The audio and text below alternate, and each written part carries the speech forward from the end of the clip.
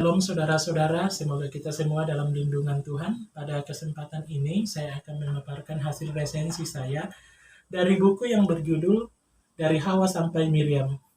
Buku ini ditulis oleh Romo Albertus Purnomo OFM yang diterbitkan oleh PT Canisius Yogyakarta dengan tebal halaman 298. Buku berjudul Dari Hawa Sampai Miriam adalah buku yang mengisahkan sejumlah perempuan yang ada dalam kitab Taurat. Buku ini akan mengantarkan kita pada tokoh perempuan dalam kisah penciptaan, tokoh perempuan dalam perjalanan pemanggilan Bapa Bangsa, dan tokoh perempuan dalam kisah perbudakan di Mesir. Tokoh perempuan yang diceritakan dalam kitab Taurat ditulis dalam konteks masyarakat patriarkal. Dalam masyarakat seperti ini, peran kaum laki-laki terutama bapa keluarga sangat dominan. Kaum laki-laki memiliki otoritas yang kuat dalam menentukan keputusan. Sementara itu, hampir sebagian besar kaum perempuan tidak memiliki peran penting. Tetapi kitab Taurat menegaskan bahwa beberapa perempuan justru menjadi tokoh kunci dalam cerita. Misalnya, dalam kisah Lea dan Rahel, tanpa kehadiran dan campur tangan mereka, mungkin tidak akan lahir bangsa yang namanya Israel. Dengan demikian, bahwa tokoh perempuan dalam kitab Taurat dapat dimengerti sebagai instrumen Allah terhadap bangsa Israel yang kelak akan mencapai kepenuhannya. Isi buku Dari Hawa Sampai Miriam dibagi dalam beberapa poin penting, yakni poin pertama, kisah Hawa pada awal penciptaan. Awal penciptaan manusia, Hawa adalah manusia yang kedua diciptakan oleh Allah. Hawa adalah ibu semua yang hidup. Banyak orang beranggapan karena Hawa lah akhirnya manusia jatuh ke dalam dosa. Tetapi di sini kita juga harus melihat peran Adam yang kurang tegas. Diamnya Adam mencerminkan kegagalan laki-laki dalam melindungi perempuan. Namun terusirnya dari Taman Eden bukanlah sebuah kegagalan, sebab dengan terusir bahwa Hawa akhirnya menjadi seorang ibu yang melahirkan anak-anaknya. Selanjutnya ada Lilith, makhluk separuh ular dan separuh manusia.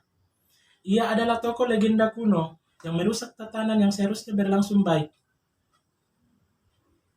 Namun tidak dijelaskan secara mendetail dalam kitab Taurat, tetapi disebutkan dalam kitab Nabi Yesaya. Poin yang kedua, tokoh perempuan dalam kisah pemanggilan Bapa Bangsa. Sejarah pemanggilan Bapa Bangsa dimulai dari Bapa Abraham. Selanjutnya Ishak dan Yakub.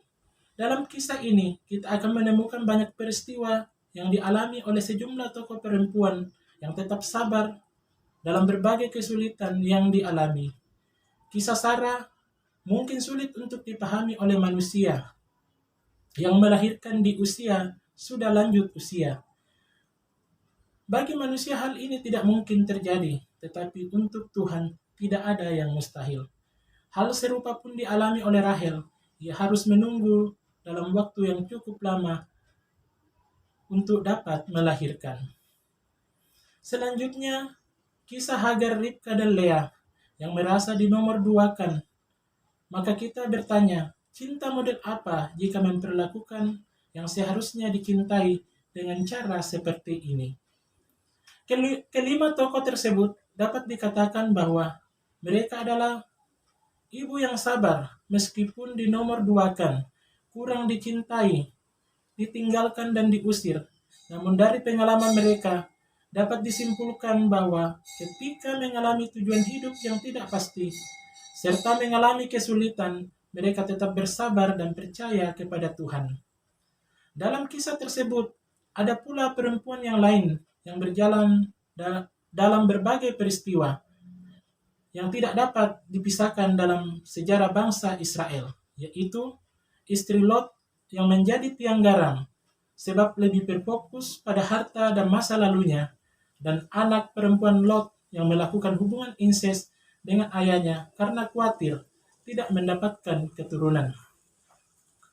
Selain itu, terdapat sosok Tamar. Tamar adalah perempuan yang percaya pada naluri atau dorongan hatinya.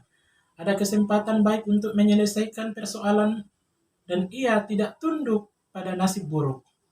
Kemudian ada Dina, Ia adalah perempuan pemberani dan mandiri. Namun keputusan yang diambil melanggar otoritas keluarga yang tidak taat sehingga menimbulkan pembunuhan. Kisah Dina menjadi contoh bahwa masalah kecil dapat berujung menjadi masalah besar. Poin yang ketiga adalah tokoh perempuan dalam kisah Yusuf. Setelah membahas kisah perempuan dalam pemanggilan Bapa Bangsa, selanjutnya ada perempuan dalam kisah Yusuf, yaitu istri Potifar dan Asnat. Istri Potifar adalah perempuan yang menggoda Yusuf sehingga ia dipenjara. Karena tindakan tersebut, akhirnya Yusuf menjadi Perdana Menteri di Mesir. Kemudian Yusuf berjumpa dengan Asnat. Ia adalah perempuan yang bertobat, meninggalkan kemewahan, kesombongan, dan hidup sederhana.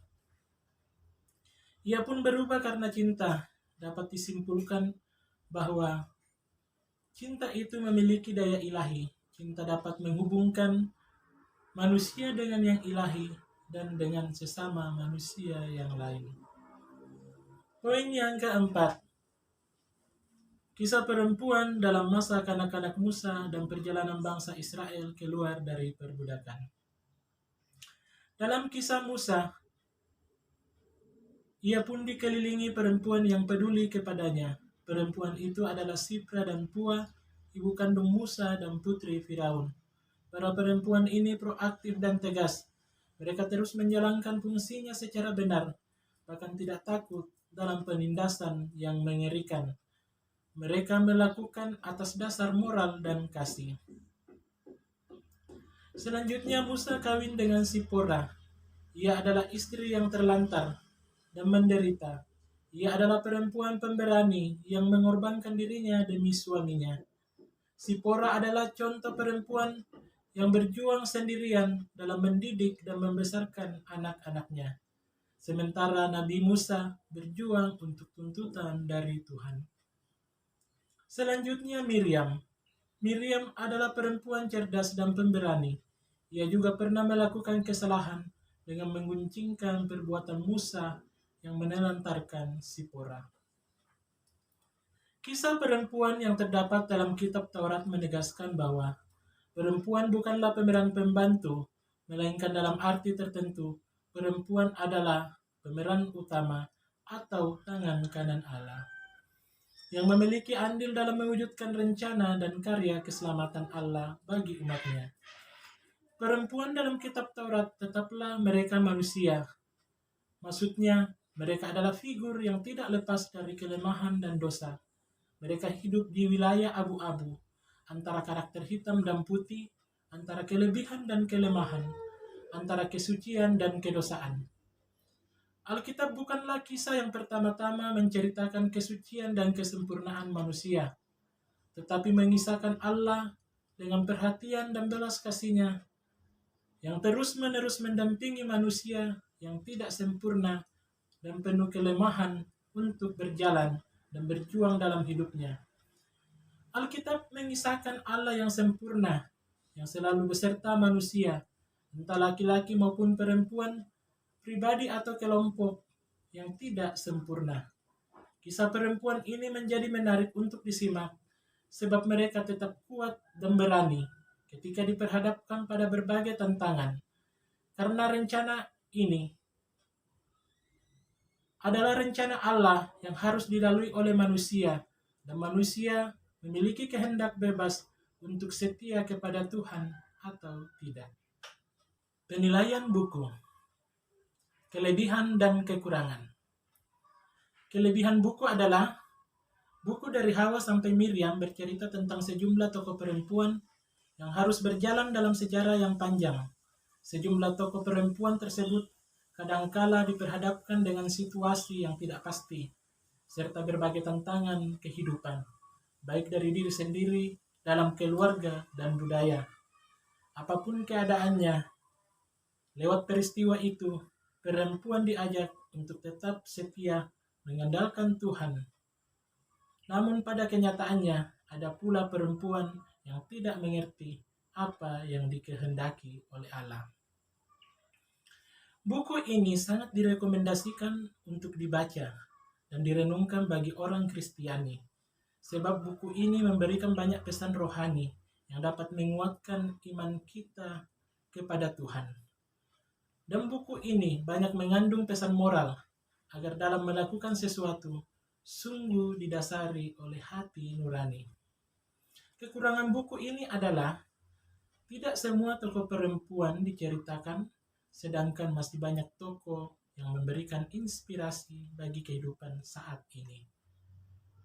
Bagi saya, tokoh Lilith tidak perlu dimasukkan ke dalam buku ini karena tidak jelas dan tidak disinggung dalam kitab Taurat.